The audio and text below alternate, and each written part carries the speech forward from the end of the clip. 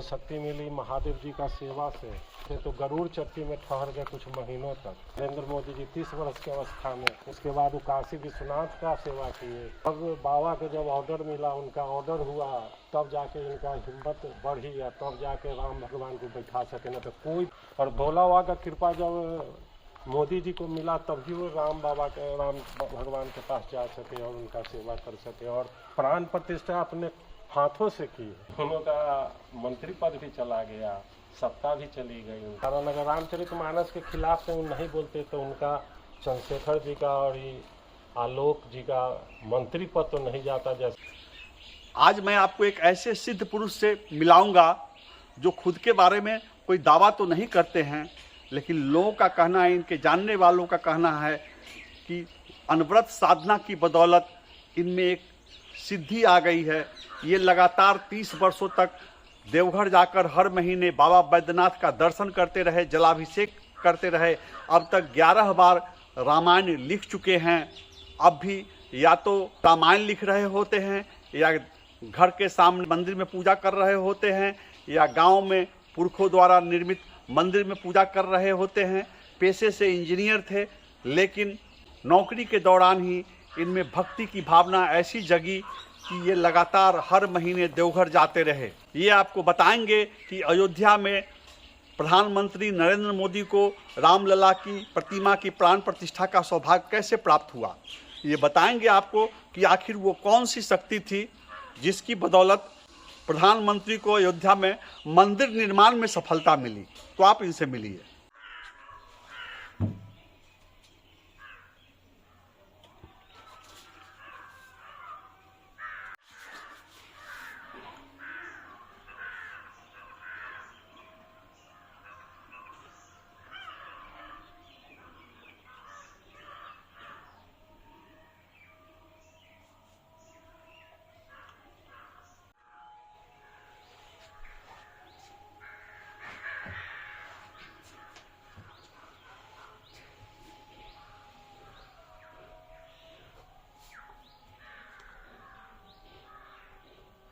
आप अपना परिचय दे दीजिए जरा। हमारा नाम आनंद मोहन सिन्हा उर्फ गोपाल बाबू हुआ। हम जोनी जारा के रहने वाले हैं। आप क्या करते हैं? इस समय तो हम रिटायर करके घर पर हैं। केवल मेरा काम है रामायण लिखना और पूजा पाठ करना। किस विभाग से रिटायर हुए? आप किस पद पर? मैं बिहार सरकार के सिंचाई विभाग में इंजीनियर पद पर था, रिटायर कर गए। रामायण का लेखन कब से कर रहे हैं आप? 2007 से, जब टाटा में हम थे। अब तक कितनी बार आप रामायण लिख चुके हैं? 11.5 वो पूरा हो चुका है, ब्रह्मा का आधा कर चुके हैं। एक रामायण लिखने में आपको कितना समय लग जाता है? 2020-21 में तो ये एक बरस में हम 5 रामायण लिखे। 2 महीना कुछ दिन में एक रामायण लिखते थे, 5 गो। एक साल में आप 5 रामायण लिखे? हाँ, 2021 में मैं 5 रामायण लिखा है। रामायण लिखने की प्रेरणा कहाँ से मिली आपको? तो पिताजी के मरने के बाद एक अलमारी था जिसमें पुराना कागज था जो हम निकाले, तो उसमें हमको एक दीमक खाया हुआ एक रामचरितमानस मिला।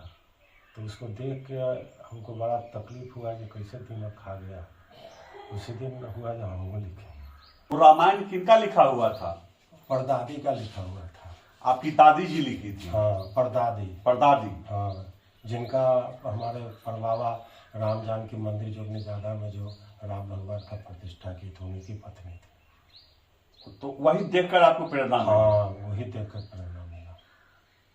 ये आप 12वीं बार रामायण लिख रहे हैं? 12वां मेरा लिख रहे हैं। आप दिखाएंगे जरा कि इससे पहले कौन कौन रामायण? हाँ, हमारे पास सब उपलब्ध है, दिखा सकते हैं।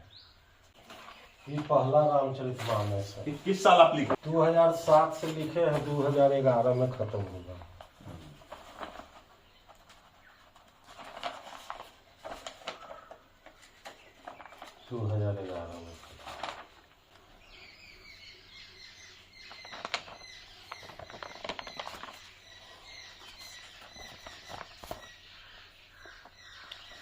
ये पहली बार आप रामायण लिखे? ये पहली रामायण है जो बाबा बैद्यनाथ को चढ़ाए थे। ये रामायण 16/6/2020 को खत्म हुआ था। 2020 में? हाँ। ये रामायण 16/8/18 को खत्म हुआ जी।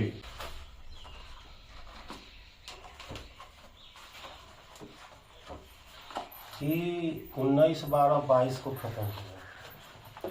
2022 में लिखे हैं ये रामायण। हाँ। ये रामायण खत्म हुआ है 18/9/2223 में।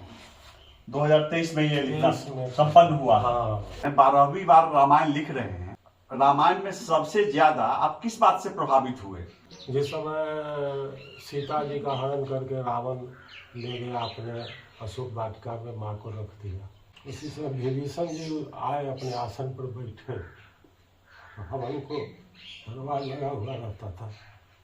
जो भी प्राणी अपना कल्याण, सुंदर जस, सबुद्धि, शुभ गति, नाना प्रकार के सुख चाहते हो, ऐसी प्राणी को चाहिए कि जिस तरह चौथ में कोई भी चंद्रमा को नहीं देखते, उसी तरह रावण तुम भी स्त्री का मुख ही नहीं देखो। ये विभीषण जी अपने भाई को समझा रहे हैं कि ऐसा गलत काम तुम मत करो। प्रभु जो है राम 14 भुवन के एक स्वामी हैं। जो भी करेगा नष्ट हो जाएगा। राम के प्रति जो भी दुर्भावना रखेगा उसका संसार से विनाश होना सुनिश्चित है। रावण को विभीषण जी समझा रहे हैं। काम क्रोध मद लोभ सब नाथ नरक के पंथ, सब परिहरि रघुवीर ही भजहूँ भजहि जहि संत।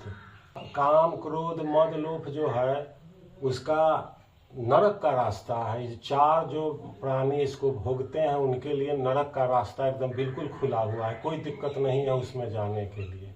सबसे बड़ा धर्म क्या होता है मनुष्य का? सबसे बड़ा धर्म, राम भगवान निकल रहे थे घर से, अपना वहाँ का राजा का जो वस्त्र था वो त्याग करके वनवासी का वस्त्र पहन के, तो लक्ष्मण जी को कहे जे तुम मत जाओ मेरे साथ, तुम माता पिता का सेवा करो, गुरु का सेवा करो, यही तुम्हारा धर्म, तुम मेरे साथ मत जाओ। लक्ष्मण भगवान को राम भगवान कहते हैं। मातु पिता गुरु स्वामी सिख सिर धरि करहि सुभाय, लहेउ लाभु तिन जन्म कर नतरु नमनु जग जाय। प्रभु राम लक्ष्मण को कहते हैं कि जो लोग अपने माता पिता गुरु स्वामी की शिक्षा को स्वाभाविक रूप से पालन करते हैं उन्होंने ही जन्म लेने का लाभ पाया है, और जो लोग ऐसा नहीं करते हैं, माता पिता या गुरु स्वामी का सेवा नहीं करते हैं, ऐसा मानना जगत में जन्म लेना ही उनके लिए व्यर्थ है। उनका जन्म लेना इस जगत में व्यर्थ चला जाता है।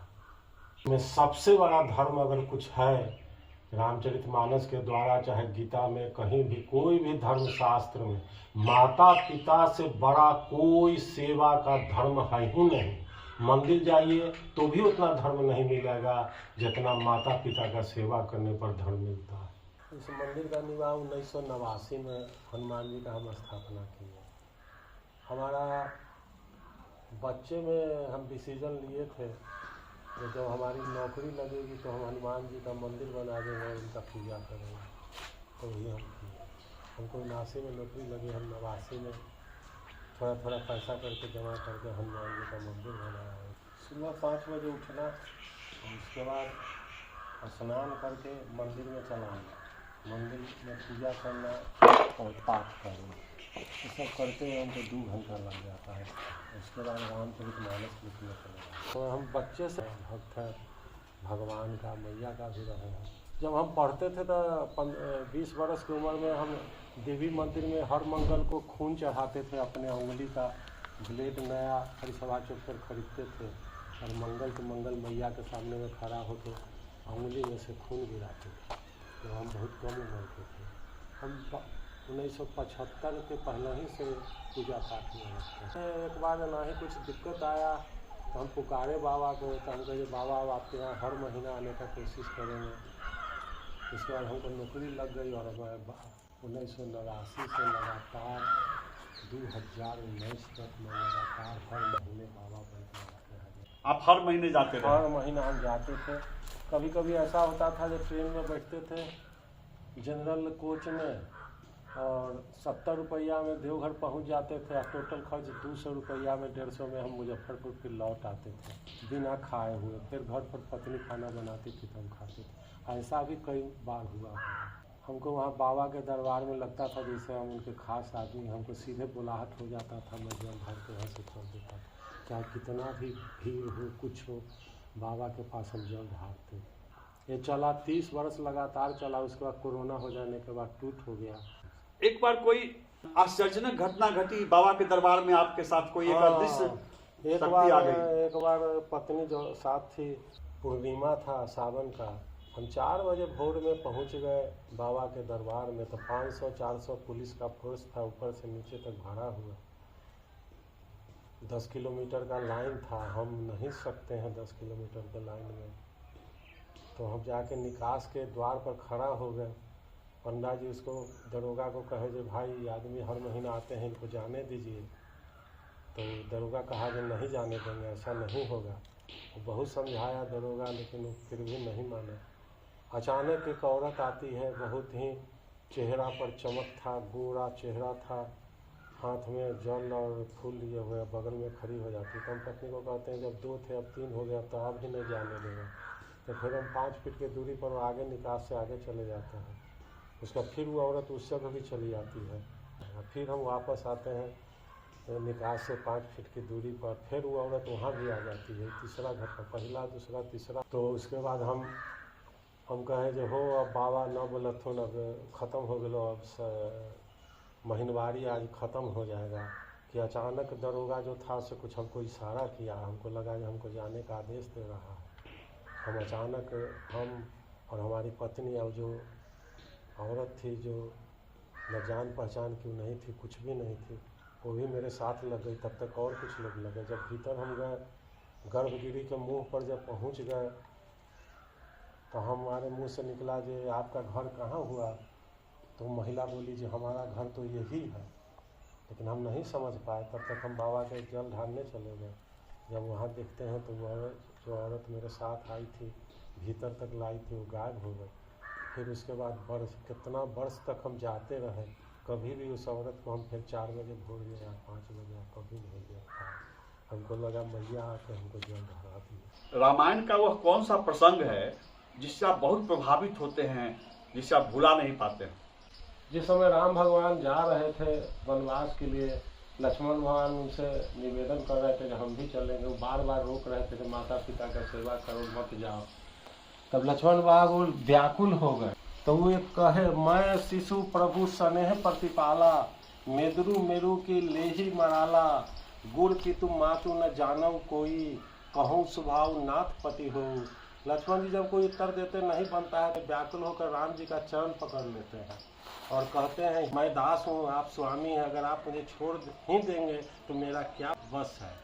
अगर आप हमको नहीं ले जाते तो हम क्या कर सकते हैं। राम भगवान को लक्ष्मण जी कहते हैं जो सीख तो आप बहुत दिए हमको, माता पिता गुरु सबके बारे में, लेकिन हमारा सारा संसार हमको कायर जानेगा। आप शास्त्र और नीति के श्रेष्ठ अधिकारी हैं, धीर हैं। मैं तो आपके स्नेह में पला हुआ बच्चा हूँ। कहीं हंस भी मंदाचल पर्वत या सुमेर पर्वत उठा सकता है। प्रभु आप विश्वास करें, मैं आपको छोड़कर गुरु पिता माता किसी को भी नहीं जानता। हे प्रभु, जहाँ तक संसार जगत में जहाँ तक संबंध प्रेम और विश्वास जिसे स्वयं वेद में गाया है, हे स्वामी हे दीन बंधु, आप हृदय के अंदर की जानने वाले हैं। मेरे तो वे सब कुछ केवल आप ही हैं। धर्म नीति का उपदेश तो उसे करना चाहिए जिसे कीर्ति विभूति या स्वर्ग या सदगति प्यारी है। हमको ये सब कुछ नहीं चाहिए। हे कृपा सिंधु, वह भी लायन योग्य हो सकता है। लक्ष्मण जी की बातें सुनकर राम भगवान कहते हैं जाओ माँ से मिल के आओ, चलो साथ है।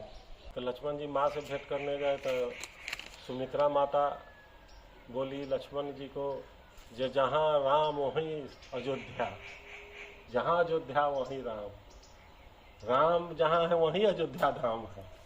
सुमित्रा जी ने लक्ष्मण जी से कहा कि हे लक्ष्मण, अब अवध तहाँ जहाँ राम निवास हो, जहाँ श्री राम जी का निवास है वही अवध है, वही अयोध्या। जहाँ राम रहेंगे वहीं तुम्हारा अयोध्या रहेगा। अभी हाल फिलहाल में राज्य सरकार के एक मंत्री थे चंद्रशेखर, उन्होंने कहा कि रामचरितमानस में जहर है। आप कैसा महसूस करते हैं? तो जो मंत्री जी बोले हैं उनको भावार्थ समझने में दिक्कत हो गया है। वो जिसको 20 समझे थे उसमें 20 नहीं है वो लाइन में, तो वो अमृत का लाइन है। अब तुलसीदास जिस लाइन का ही बात कर रहे हैं, तुलसीदास उसका नाम रखे हैं हरि के जन। हरि को भजने वाला जो आदमी होता है उसका है, जिसको इन्होंने गलत अनुवाद कर दिया, उसका अर्थ वो नहीं है।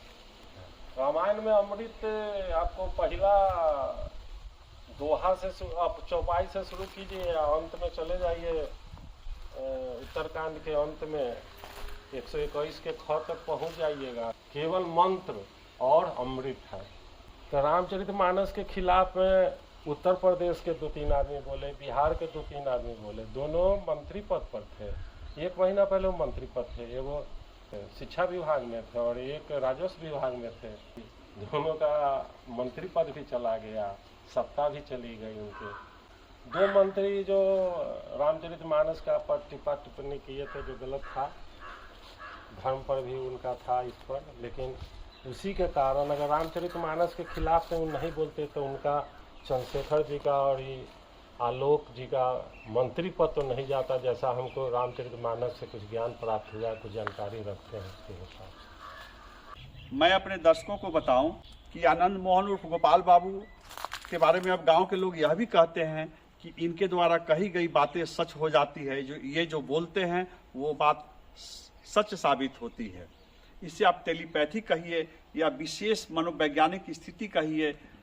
जब व्यक्ति सिद्धि की प्राप्ति कर लेता है तो उसे खास समय में अदृश्य रूप से बातों की अनुभूति होने लगती है, आगे क्या घटना घटने वाली है उसकी अनुभूति होने लगती है, और जब वे बोलते हैं तो लोग चमत्कृत हो जाते हैं कि इन्होंने जो बोला वही बात हो गई। और टेलीपैथी में है, आप कभी जिनके बारे में सोच रहे होते हैं, जिनके बारे में कोई बात कहना चाह रहे होते हैं, अचानक वो व्यक्ति आपके सामने आ जाएंगे, अप्रत्याशित रूप से वो आपके सामने आ जाएंगे, या आप जो कहना चाह रहे थे वो व्यक्ति आपसे दूर भी है तो उस व्यक्ति को उस बात की अनुभूति हो जाती है। तो गोपाल बाबू के बारे में गांव के लोग कहते हैं कि इनकी बातें सच हो रही है, इन्हें आगे क्या होने वाला है इसकी भी अनुभूति होने लगती है। आपके बारे में लोग कहते हैं कि आप जो बोलते हैं वह बात सच हो जाती है, आपको पहले ही आभास हो जाता है कि आगे क्या होने वाला है। तो ऐसी इसकी सच्चाई क्या है? जो आप बता रहे हैं उसका तो हम दावा नहीं कर सकते हैं, लेकिन ऐसा कुछ घटना घटा है हमारे साथ जो हम पाठ करते तो उस समय आने वाला घटना का खबर हमको पहले हो जाता है, तो हम परिवार को भी बता दिया किए हैं। कई बार ऐसा घटना पहले ही मैं बता देता हूँ कि कल कुछ होने वाला है और हो जाता है। कुछ लोग आते हैं किसी काम से, जो काम नहीं हो रहा है, दिक्कत में हम हैं, आप कुछ बताइए, तो हम कुछ रास्ता बता देते हैं। ऐसा कई घटना है। एक दिल्ली से एक बार फ़ोन आया था मेरे पास, एक लड़की का जिसका दोनों हाथ काम नहीं करने लगा था। उसके पति बहुत बड़े अफसर हैं मिलिट्री में, सारा डॉक्टर जवाब दे दिया था। कम उम्र की लड़की थी, मात्र 25-30 वर्ष की थी, काम करती थी 2.5 लाख के महीना के पैकेज पर। तो फ़ोन की, एक हमारे हैं दिल्ली में, उनको तो कहेंगे फ़ोन नंबर तो नहीं देंगे, उनका बात करा देते हैं आपको। तो कॉन्फ्रेंस करा के बात कराई तो लड़की का हाथ नहीं उठ रहा था। तो हमको बोली कि हमको बचाइए अंकल, हम नहीं उठ रहा है दोनों हाथ, हम कैसे जिएंगे। तो हमने उसको एक बताया कि ऐसा करो, आज 2 दिन में ठीक हो जाएगा। तो कहीं से हमको हाथ नहीं उठ रहा है तो कैसे हम करेंगे, पढ़ेंगे। तो हम कहे हस्बैंड है तुम्हारे उस समय? तो हाँ हस्बैंड तो इसी जगह खड़ा है। अब हस्बैंड को कहो जो किताब लेके रख देंगे, तुम खाली लेके और कहो जो हमें दोनों हाथ पर उस किताब को चला देने के लिए। और 2 दिन के बाद फ़ोन की, जहाँ से हमको फ़ोन आया था कि हमारा दोनों हाथ काम करने लगा है, कि मालिक का हो सकता है, हम क्या इसमें करेंगे। लेकिन ऐसा घटना 2-3 को हुआ है मेरे साथ, लेकिन खबर पहले आ जाती है गलत होने वाले पर। गांव के बच्चे कह रहे थे कि आप मैच में हार होगी किस टीम की, किसकी जीत होगी, किसका विकेट गिर जाएगा, ये भी बता देते हैं। एक बार तो 25-30 वर्ष पहले ऐसा कोई चैलेंज किए थे जो हम 7 विकेट है, आप नहीं हरा सकते हैं, वेस्ट इंडीज को हम हरा देंगे, 7 विकेट अभी हमारा जीवित है। हम कह लीजिए आपके सारे 7 विकेट को हम तुरंत ख़त्म कर देते हैं, और उसके बाद 1 घंटा के भीतर में 7 विकेट के गिरा के हम भारत को हराए थे। थोड़ा क्रोध में आके ऐसा घटना घटी। हम जिस मंत्र का प्रभाव, जब मंत्र का जाप करते हैं तो उसी 35 मिनट के अंदर में जो भी गलत और अच्छा होने वाला है दोनों खबर हमारे पास पहुंच जाता है। शिव तांडव स्तोत्र जो हम पूरा रोज़ पाठ करते हैं, करीब आज उसका हो गया 15 वर्ष से मैं पाठ करता हूँ। एक बार शाम में पाठ करता हूँ, तो उसी पाठ के समय ही हमको आ जाता है खबर ये होने वाला है। और नहीं तो रामचरितमानस जब कहीं लिखते रहते हैं उस समय 2 ही बार में आता है, ना तो ऐसे नहीं आता। कोई मालिक है तो उसके पीछे नौकर चला, लेकिन राम का नाम आप लेते हैं तो राम आपके पास आते हैं। बालकांड में चौपाई हो, बिनु पद चलाई सुनई बिनु काना, कर बिनु करम करई विधि नाना, आनंद रहित सकल रस भोगी, बिनु बानी बख्ता बड़ जोगी। जो बिना पैर चलते हैं, जो बिना कान सुनते हैं, जो बिना हाथ के नाना प्रकार के काम करते हैं, जो बिना मुंह के सारे 6 रस को आनंद ले लेते हैं, जो बिना बानी के बहुत बड़ा वक्ता है, बिना बानी के, जो बिना शरीर के त्वचा सर्व स्पर्श कर लेते हैं, जो बिना आंखों देख लेते हैं, बिना नाक के सब गंध को ले लेते हैं, वह कौन है? वह दशरथ नंदन प्रभु श्री राम है। राम जन्मभूमि पर रामलला की प्रतिमा की प्राण प्रतिष्ठा हुई है, आप कैसा महसूस कर रहे हैं? बहुत अच्छा महसूस कर रहे हैं। वो प्रतिष्ठा होने का कारण है जो मोदी जी के चलते राम भगवान की मूर्ति का प्रतिष्ठा हो चुका हुआ है, लेकिन नहीं होने वाला था। अयोध्या में जो प्रभु रामचंद्र जी का जो मंदिर बना है या उनका स्थापना जो हुआ है नरेंद्र मोदी के द्वारा, नरेंद्र मोदी के द्वारा चाहे सरकार के द्वारा ये नहीं हुआ है। नरेंद्र मोदी जो भोलेनाथ का जो भक्ति किए, उनका आशीर्वाद पाए, उसी के बल पर, उन्हीं के भोलेनाथ के ताकत के बल पर प्रभु राम के पास पहुंच सके और उनको प्राण प्रतिष्ठा कर सके, नहीं तो नहीं होता उनको जीवन में। आपका कहना है कि प्रधानमंत्री नरेंद्र मोदी को वो ताकत शंकर जी के ताकत के पर ही वो प्राण प्रतिष्ठा कर सके मोदी जी। वो मोदी जी के पास शक्ति मिली, वो शक्ति मिली महादेव जी का सेवा से। वर्षों तक महादेव जी का सेवा किए। 30 बरस की उम्र में जब मोदी जी एक बार हिमालय के तरफ घूम रहे थे तो गरुड़ चट्टी में ठहर गए कुछ महीनों तक, और गरुड़ चट्टी से 3 किलोमीटर की दूरी पर केदारनाथ का मंदिर है बाबा का, वहाँ रोज जाके वो जल ढारते थे नरेंद्र मोदी जी 30 वर्ष की अवस्था में 1980 के आसपास, जिस समय उसका उम्र 30 वर्ष था। उसके बाद वो काशी विश्वनाथ का सेवा किए। सब बाबा के जब ऑर्डर मिला, उनका ऑर्डर हुआ, तब जाके इनका हिम्मत बढ़ी, या तब जाके राम भगवान को बैठा सके। न तो कोई बैठाने का ताकत रखने वाला इस भारत में किसी भी मानव को नहीं मिला था आज तक, कोई नहीं बैठा सकता। आपका क्या कहना है, वो कैसी शक्ति दी गई? मतलब आप कह रहे हैं कि शंकर जी की कृपा से, शंकर जी की शक्ति से ही राम भगवान के पास आप जा सकते हैं। ये भोलेनाथ का जब तक कृपा किसी को नहीं होगा, राम के पास वो जा ही नहीं सकता है। और भोला बाबा का कृपा जब मोदी जी को मिला तभी वो राम भगवान के पास जा सके और उनका सेवा कर सके और प्राण प्रतिष्ठा अपने हाथों से की है। तो ये भोला बाबा की कैसी मतलब इच्छा है? भोला बाबा श्री राम के लिए क्यों इतना चाहेंगे, क्या बात है? इसको जरा दर्शकों को समझाइए आप। भोला बाबा राम का ही जप करते रहते हैं।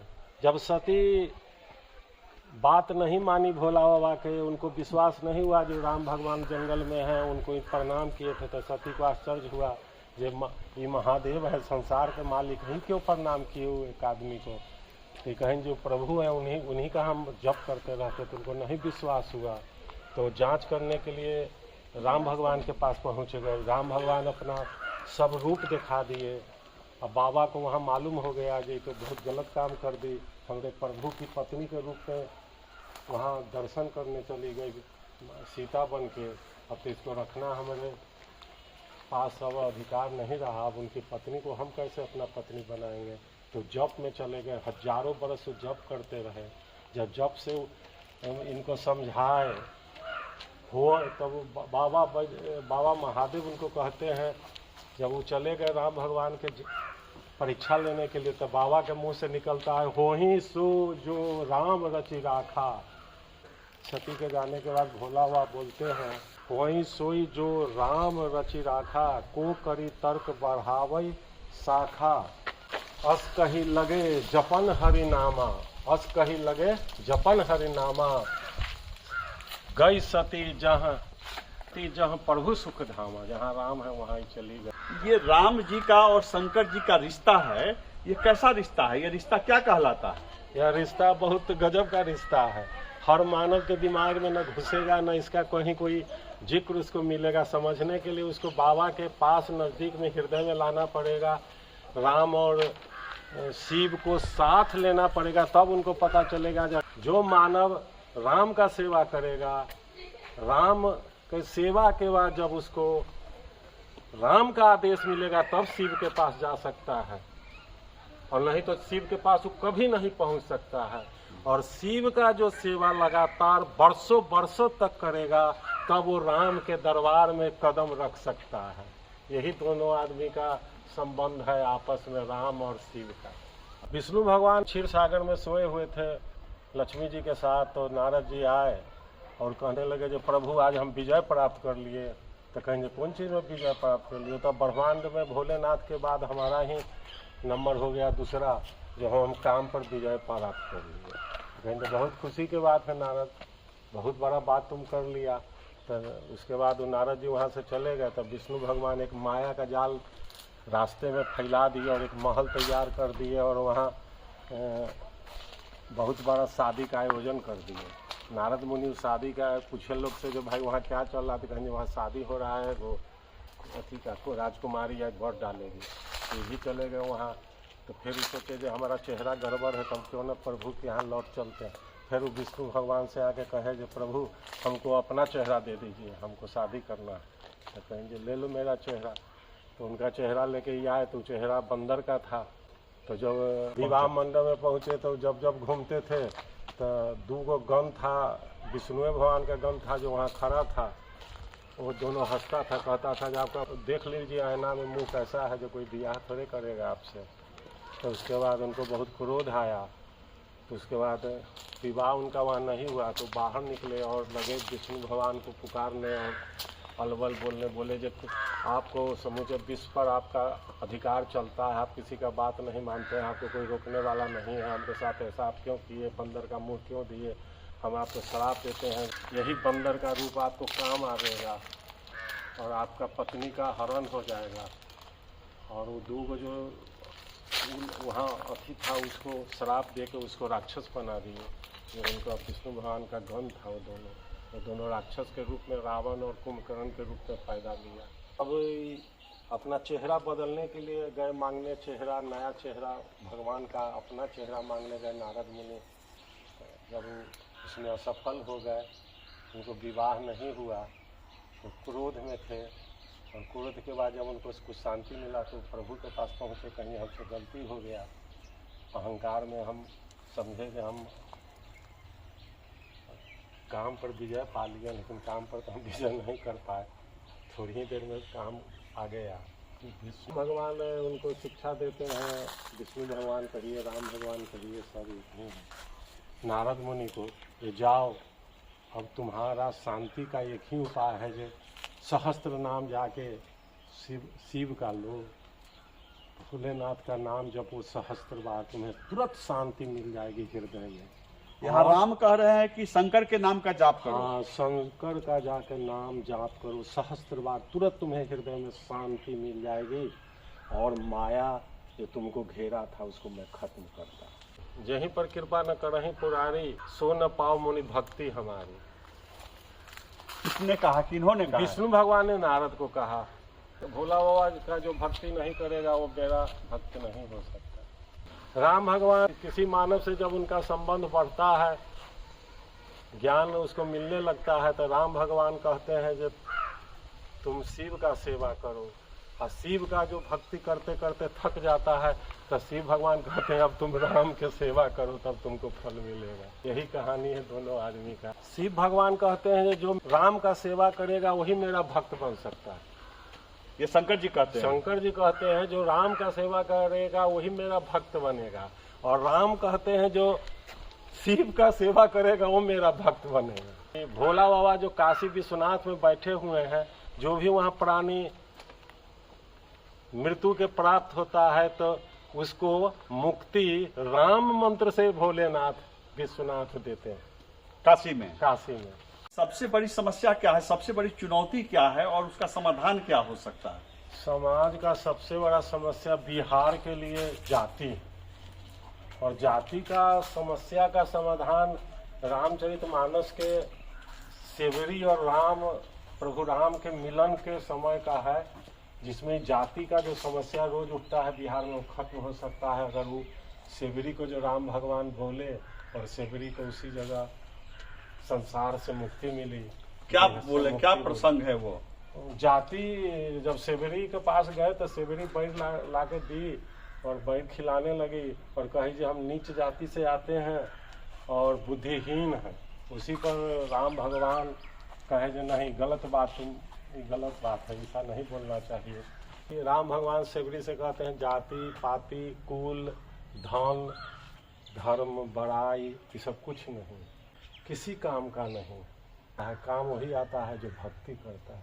आपके एक इंजीनियर का तबादला हो गया था, क्या मामला था? कहाँ पोस्टेड थे आप? हम उस समय झंझारपुर डिवीजन में थे, सिंचाई विभाग के। उसी में वो बेनी माधव मिश्र एग्जीक्यूटिव इंजीनियर थे। शनिचर के शाम हो रहा था, वहाँ रुकने के लिए कोई जगह नहीं था, वहाँ कोई क्वार्टर वगैरह नहीं था। तो हम कहे कि हम जा रहे हैं, फिर हम सुबह आ जाएंगे। तो कहेंगे आप मत जाइए, रहिए यहाँ, आपके खिलाफ रिपोर्ट कर देंगे। हम रामायण उस समय चल रहा था, तो है रामायण देखने का आने का टेलीविजन पर? हाँ, टेलीविजन उस समय चला था, रामायण रामचरितमानस का दिखा रहा था।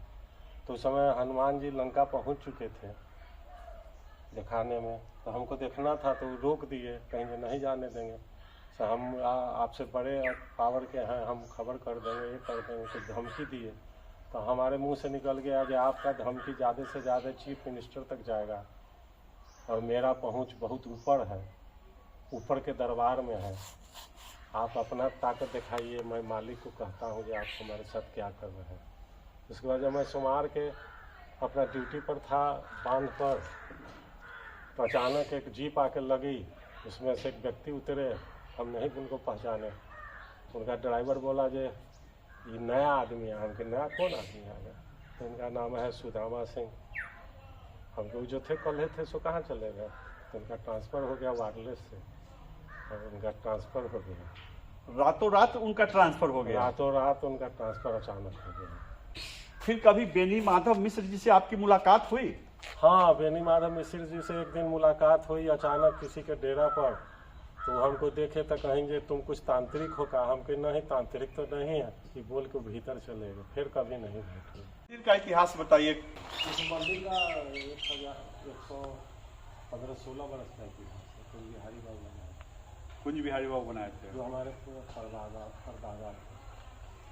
तो जब राम मंदिर का निर्माण खत्म हो गया तो उनका जो एक आदमी था उनके साथ रहता था, वो कहा जो मालिक राम भगवान का मंदिर बना दिए, शिव द्रोही माने जाइएगा, इसलिए शिव भगवान का मंदिर बनवाइए। तो मंदिर बनाए शिव भगवान का। दोनों मंदिर 1916 से पहले बन गया। बाबा बनवाए और स्थापित किए, बाबे स्थापित किए, राम भगवान लक्ष्मण जी और जानकी माँ को और भोलेनाथ को और मैया को, नंदी भगवान को, सबको। तो भोलेनाथ का मंदिर जब निर्माण करना शुरू किए और जैसे ही खत्म हुआ तो पांचों भाई में 4 भाई कहेंगे बंटवारा कर दीजिए, अब हम आपके साथ नहीं रहेंगे, पैसा का बर्बाद। तो मंदिर का निर्माण उस समय हुआ। उस समय वो यहीं पर भोग जो लगता था वही खाना खाते थे और बुरियारी गांव में रहते थे, अपने घर पर वो नहीं रहते। और उनका जब मृत्यु हुआ तो रामनवमी का दिन था। पंडित जी को कहा कि पंडित जी जल्दी से आप आरती लग कीजिए और हमारा जाने का समय हो गया। तो जाने का समय हो गया, इसी जगह वो दंडवत किए राम भगवान के सामने में, और जो कलेजा में दर्द हुआ इसी कोना पर ही दीवार के बगल में आकर बैठ गए। और वही जो व्यक्ति को सजेशन दिया था कि भोलेनाथ भगवान करें, तो कहीं यही से हमारा कलेजा में दर्द हुई है तो पकड़ के रखा। तो खबर कर दो, हम बाबू लोग से आके आशीर्वाद लेने के लिए। तो बाबू लोग तो नहीं पहुँचे, हमारे बाबा या पिताजी कोई भी आदमी नहीं आ सकते। वो आदमी को कहे हमारा कलेजा पकड़ के रखो। पूछे जो वो लोग आए बाबू लोग हमसे भेंट करने, तो कहेंगे मालिक तो अभी तो न कोई आला ना। तो कहते हैं मालिक अब कोई ना आने तो हमरे आशीर्वाद दे दो। तो कहते हैं जा भगवान तोड़ा पर कृपा रखता था। वो तो मर गए, लेकिन वो आदमी जिसको वो आशीर्वाद दिए वो पति बन के रख गए। अरे पति बन गए वो? हाँ, और सारे लोग खत्म हो गए, सारे दरबार मिट गए। फिर जब हमारा मंदिर का स्थिति खराब हुआ तो हम इस मंदिर के केवाड़ी खोले। 6 वर्ष तक मंदिर का केवाड़ी बंद रहा। जब हम रिटायर करके 14 में घरे आए तो सबसे पहले हम काम किए थे सारा मंदिर का निर्माण किए ग्रेच्युटी के पैसा से, और दोनों मंदिर का उद्धार किए, सारा मंदिर को बंदरी खींचे, सारा बिजली का व्यवस्था किए, पंडित जी का व्यवस्था किए, सब हम 2014 से हम कर रहे हैं। नहीं कर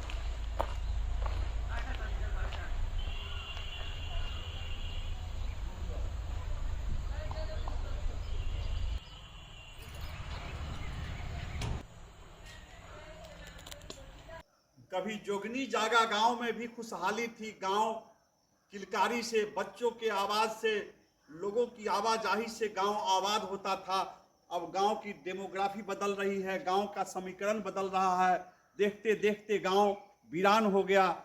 जो मकान कभी जोगनी दरबार का घर कहलाता था, जो मकान कभी जोगनी एस्टेट का घर कहलाता था, उसके अब खंडहर बचे हुए हैं। यहाँ के लोग अब पटना, दिल्ली और मुजफ्फरपुर में आबाद हैं और गांव वीरान होता चला जा रहा है। इंजीनियर आनंद मोहन सिंह संभवतः आखिरी व्यक्ति हैं जो गांव में जमे हुए हैं। वे अपने रिटायरमेंट के पैसे से, अपने पेंशन के पैसे से, पूर्वजों द्वारा बनवाए गए प्राचीन शिव मंदिर का, राम जानकी मंदिर का बार बार जीर्णोद्धार कराते हैं और ईश्वर की भक्ति में तल्लीन रहते हैं।